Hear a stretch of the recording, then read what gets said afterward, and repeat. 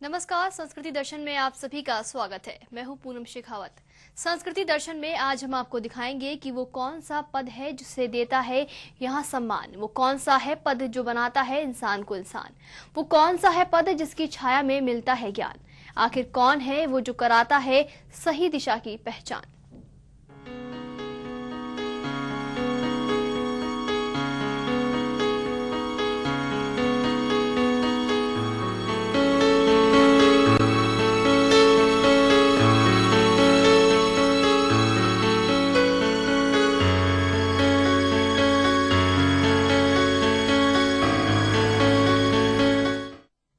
भारत में गुरु शिष्य की लंबी परंपरा रही है। प्राचीन काल में राजकुमार गुरुकुल में ही जाकर शिक्षा ग्रहण करते थे और आज भी गुरु की वो जगह कोई नहीं ले पाया है।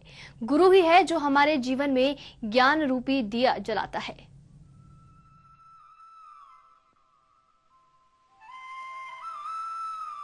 भारत में गुरु शिष्य की परंपरा लंबी रही है। प्राचीन काल में राजकुमार भी गुरुकुल में जाकर शिक्षा ग्रहण करते थे और विद्या अर्जन के साथ साथ गुरु की सेवा भी करते थे। राम, वशिष्ठ, कृष्ण, संदीपनी, अर्जुन, द्रोणाचार्य से लेकर चंद्रगुप्त मौर्य, चाणक्य और विवेकानंद, रामकृष्ण परमहंस तक शिष्य गुरु की एक आदर्श और दीर्घ परंपरा रही है। उस एकलव्य को भला कौन भूल सकता है जिसने द्रोणाचार्य की मूर्ति स्थापित करके धनुर्विद्या सीखी और गुरु दक्षिणा के रूप में द्रोणाचार्य ने उसके हाथ का अंगूठा ही मांग लिया। तुमने अर्जुन के प्रश्न का उत्तर नहीं दिया। मैंने तो तुम्हें कभी शिक्षा नहीं दी। आपने अवश्य मुझे शिक्षा नहीं दी है परम पूज्य गुरुदेव। तो आजादी के बाद गुरु शिष्य की इस दीर्घ परंपरा में तमाम तरह के परिवर्तन आए। 1962 में जब डॉक्टर सर्वपल्ली राधाकृष्णन देश के राष्ट्रपति रूप में पदासीन हुए तो उनके चाहने वालों ने उनके जन्मदिन को शिक्षक दिवस के रूप में मनाने की इच्छा जाहिर की। डॉक्टर राधाकृष्णन ने कहा कि मेरे जन्मदिन को शिक्षक दिवस के रूप में मनाने को लेकर निश्चय ही मैं अपने आप को काफी गौरवान्वित महसूस करूंगा। डॉक्टर राधाकृष्णन ने शिक्षा को एक मिशन माना था और उनके मत में शिक्षक होने का हकदार वही है जो लोगों से अधिक बुद्धिमान और अधिक विनम्र हो। डॉक्टर राधाकृष्णन शिक्षा को जानकारी मात्र ही नहीं मानते बल्कि इसका उद्देश्य एक जिम्मेदार नागरिक बनाना भी मानते हैं। शिक्षा के व्यवसायीकरण के विरोधी डॉक्टर राधाकृष्णन विद्यालयों को ज्ञान के शोध केंद्र, संस्कृति के तीर्थ और स्वतंत्रता के संवाहक मानते हैं। यह राधाकृष्णन का बड़प्पन ही था कि राष्ट्रपति बनने के बाद भी वे वेतन का मात्र चौथाई हिस्से से ही जीवन यापन करके समाज को राह दिखाते रहे। भारतीय संस्कृति में गुरु शिष्य परंपरा के अंतर्गत गुरु अपने शिष्य को शिक्षा देता है, बाद में वही शिष्य गुरु के रूप में दूसरों को शिक्षा देता है। यह क्रम चलता रहता है। यह परंपरा सनातन धर्म की सभी धाराओं में मिलती है। गुरु शिष्य की यह परंपरा ज्ञान के किसी भी क्षेत्र में हो सकती है, जैसे अध्यात्म, संगीत, कला, वास्तु आदि। भारतीय संस्कृति में गुरु का बहुत ही महत्व है। कहीं गुरु को ब्रह्मा, विष्णु, महेश कहा गया है तो कहीं गोविंद कहा गया है। शिक्षा के प्रकाश से प्रत्येक गांव और ढाणी को रोशन करके देश के भविष्य को संवारने में शिक्षकों की अहम भूमिका रही है। गुरुजनों को इस मिशन में सजगता और जवाबदेही के साथ साथ अपने कर्तव्य का निर्वहन करना चाहिए। शिक्षा के बिना जिंदगी में अंधेरा है और ऐसे सच्चे गुरु का वरद हस्त जीवन में अज्ञान के अभिशाप की सफलता को वरदान में बदल सकता है। हमारी संस्कृति में सदियों से शिक्षकों के आदर और सम्मान की परंपरा चली आ रही है। गुरु शिष्य परंपरा को सशक्त और समृद्ध बनाते हुए हर किसी को देश और समाज की प्रगति में योगदान का प्रण लेना चाहिए।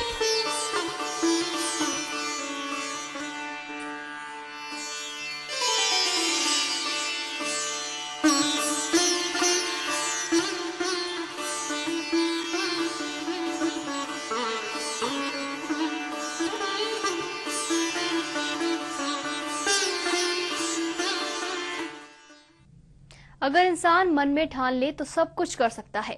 ऐसा ही वाकया देखा जा सकता है हिंडौन उपखंड के दानालपुर गांव की जाटव बस्ती के नेत्रहीन युवक राम सिंह का, जो कि शिक्षक बनने के लिए कर रहा है कड़ा संघर्ष। 4 साल की उम्र में ही आंखों की रोशनी गंवा बैठे राम सिंह ने गरीबी की परवाह न करके STC तक की पढ़ाई पूरी की। राम सिंह के प्रयास वाकई मौजूदा व्यवस्था के लिए एक बड़ी चुनौती है।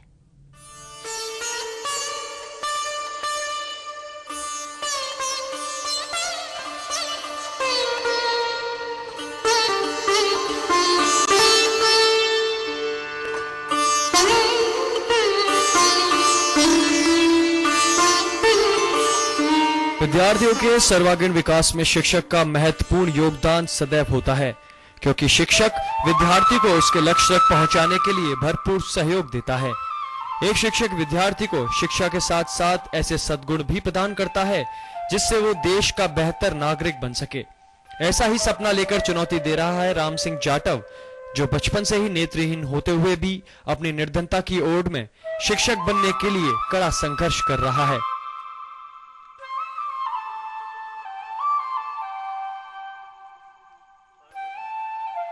टाइफाइड निकला था, उसमें 4 साल की भी आंखें चली गई।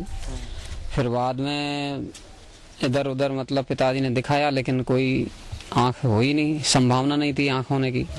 फिर बाद में क्या हुआ कि फिर थोड़ा सा मैं समझदार हुआ, तो बाद में मेरी पढ़ने की बहुत इच्छा थी कि मैं भी पढूं जैसे नॉर्मल बच्चे पढ़ते हैं, तो मेरी बहुत इच्छा होती थी। तो कुछ बच्चे आते थे यहाँ पे मेरे पास नॉर्मल, तो वो क्या है कि कविता वगैरह, गिनती, ऐसे पहाड़े ऐसे मतलब बोलते थे। हिंडौन उपखंड के दानालपुर गांव की जाटव बस्ती के एक जीर्ण शीर्ण मकान में अपने दोनों बच्चे और पत्नी के साथ रह रहे 35 वर्षीय राम सिंह की जिंदगी की दास्तान भी कम रोचक नहीं है। बचपन में जब उसकी उम्र 4 साल की थी, तब टाइफाइड ने उसकी दोनों आंखों की रोशनी छीन ली। राम सिंह अपनी आंखों को दुनिया और दुनियादारी को देखने के लिए पड़ने वाली जरूरत के विषय में जब तक कुछ समझ पाता, तब तक सिर से माँ बाप का साया भी उठ गया था। राम सिंह ने उच्च माध्यमिक स्तर की परीक्षा नेत्रहीनों के स्कूल से पूरी की, जबकि महाविद्यालयों की परीक्षा उसने सामान्य कॉलेज से पूरी करके प्रथम श्रेणी में उत्तीर्ण की। राम सिंह ने काचरौली स्थित वर्धमान कॉलेज से STC कर शिक्षक बनने का पहला पायदान पूरा कर लिया। मैं गया था श्री गंगानगर, तो श्री गंगानगर से मैंने 7वीं पास की थी। फिर उसके बाद में मेरे को दूर पड़ता था, फिर मैं आ गया बीकानेर में, वहाँ सरकारी स्कूल है 8वीं तक। उसके बाद में मैं अजमेर आ गया 9th क्लास में। 9th से लेकर के 12वीं तक मैंने सीनियर हॉस्टल में रह करके, सरकारी स्कूल है वो, तो वहीं से मैंने सीनियर की।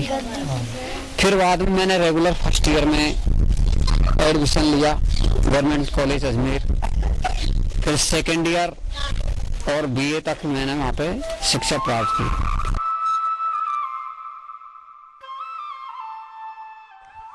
राम सिंह अब RTET परीक्षा की तैयारी में जुटा हुआ है। राम सिंह ने अपने अतीत को याद करके बताया कि जब वो 10 साल का था, तब उसने रेडियो पर जयपुर के गणगौरी बाजार में नेत्रहीनों के स्कूल के विषय में सुना, तो उसे लगा कि शायद वो अब वहीं पढ़ पाएगा। राम सिंह ने अपने तीनों भाइयों से जिद करके जयपुर जाकर गणगौरी बाजार में ब्रेल लिपि से प्राथमिक स्तर की अपनी पढ़ाई पूरी की। इसके बाद राम सिंह ने श्री गंगानगर, बीकानेर, अजमेर और फिर हिंडौन के कचरौली स्थित भगवान महावीर कॉलेज से अपनी पढ़ाई पूरी कर ली। नेत्रहीन राम सिंह ने अपने गुरु के कहने पर विवाह कर लिया। शादी के बाद उसके 2 बच्चे भी हो गए। पत्नी शारदा ने राम सिंह की नेत्रहीनता को अभिशाप नहीं बनने दिया और स्वयं ने राम सिंह को पढ़ाने और शिक्षक बनाने का जिम्मा लेते हुए परिवार के भरण पोषण की पूरी जिम्मेवारी उठा ली। राम सिंह की पत्नी बताती हैं कि कभी उसे मजदूरी मिल जाती थी और कई बार उसे मजदूरी नहीं मिलने की दशा में भूखे ही रात गुजारनी पड़ती थी।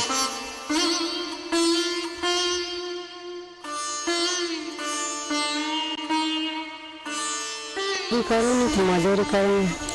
मजदूरी करके बच्चों को पालती हूँ। बच्चे पालते हैं, मजदूरी करें, मजदूरी आए तो मजदूरी करनी। बस हमको तो और कुछ है मदद है, और तो मदद नहीं।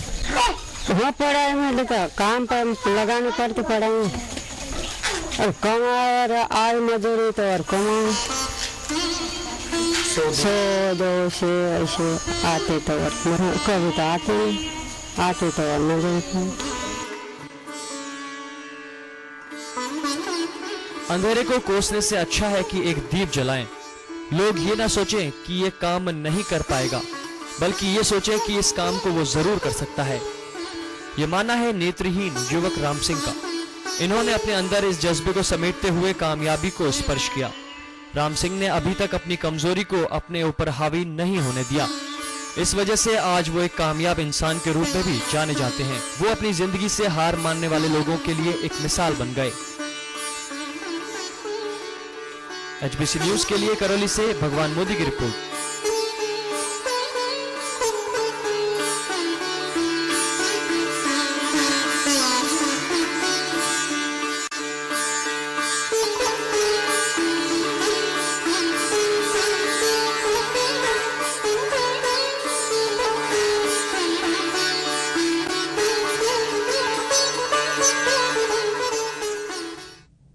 संस्कृति दर्शन में रुकेंगे एक छोटे से ब्रेक के लिए। ब्रेक के बाद होंगे फिर से हाजिर।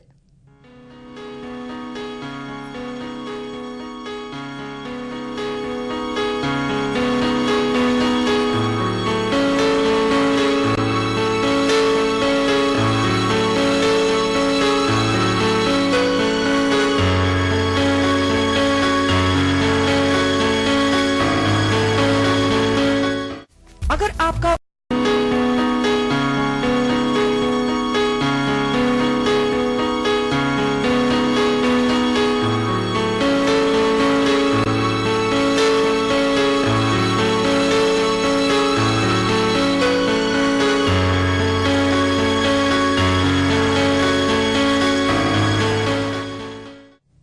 डॉक्टर सर्वपल्ली राधाकृष्णन कहते थे कि जब तक शिक्षक शिक्षा के प्रति समर्पित और प्रतिबद्ध नहीं होता और शिक्षा को एक मिशन नहीं मानता, तब तक अच्छी शिक्षा की कल्पना भी नहीं की जा सकती है।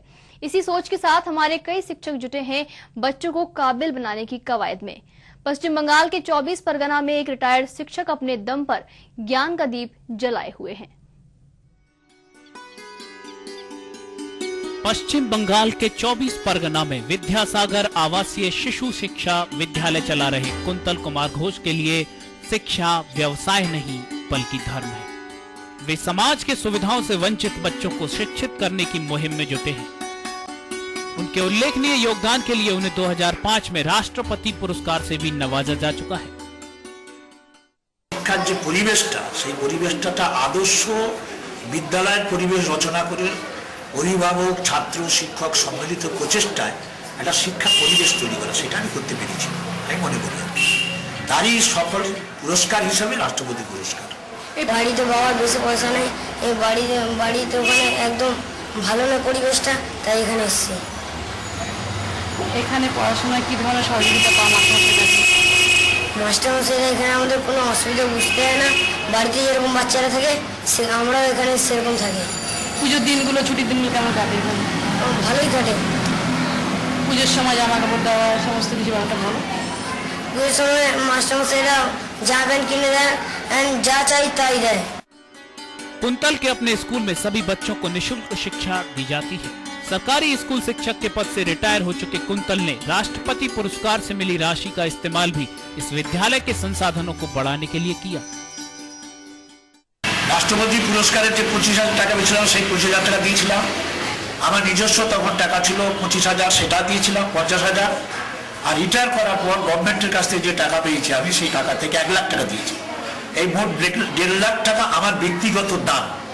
এছাড়া প্রতি মাসে 100, 200, 1000 টাকা করে প্রতি মাসে আমি দিয়ে যাচ্ছি এখনো পর্যন্ত। गरीब परिवार में जन्मे कुंतल कुमार घोष ने अपने जीवन के 42 साल शिक्षक के तौर पर गुजारे हैं। वो अपने छात्रों को पढ़ाई के साथ ही गाने और खेल की भी शिक्षा देते हैं।